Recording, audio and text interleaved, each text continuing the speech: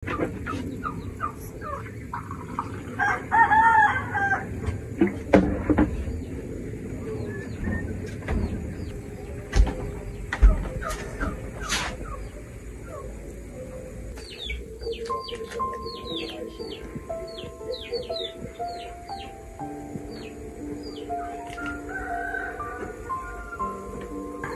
saan mong ginambayahan, nana?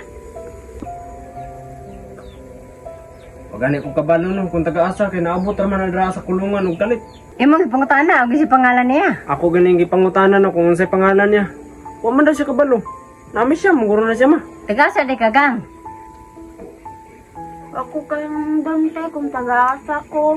Huwag kayo hinumduman, og si pangalan sa imong lugar. Basig na kayo hinumduman, sa pangalan sa imong silingan. Wala jud te. Wala gani ko kayo numdumon sa akong pangalan. Naamnesia ginagi mo. Gani no. Kapila na ako nagipangutanan siya nga unsay iyang pangalan o taga-asa siya. Wa gid na siya kahinumdum. Ang lisan, nana. Ako na lang ganing gipahulam sa konsinina no. Ug kana yan short pa iya man ang kuan. Iya man ang dala sa iyang bag. Mulakaw ra ba kuron? Ah sige, kay pasabayan na lang po ako napakaon nitong mga baboy. Nagkaon pa man po. Muna ako mga baktinan re. Duhara ko kabuok, mura. Kay ikaw ko pang unsa ni? Pang kwarta na. Dungay na ka na mong hiyog baboy. Bago pa eh, kita bitaw kang baktin pa. Nangutana ramgod ko. Bago pa eh. Pang dagdag income ra ko, mao pa ni first time na ako pagbuhig baboy. Ah, mao ba? Sige na kayo, magpagkaon sa ko.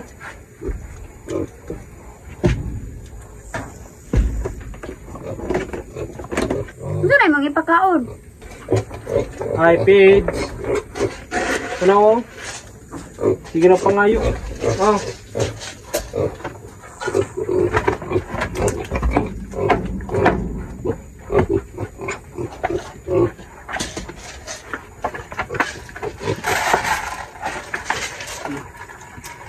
Ako di pakaon. Ah, sige. Kala lang sa...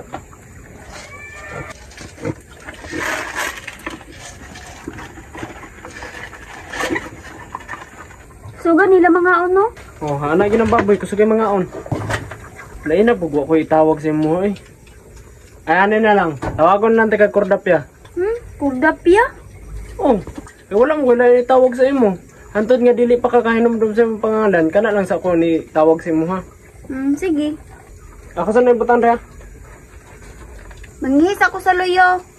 Ah sige.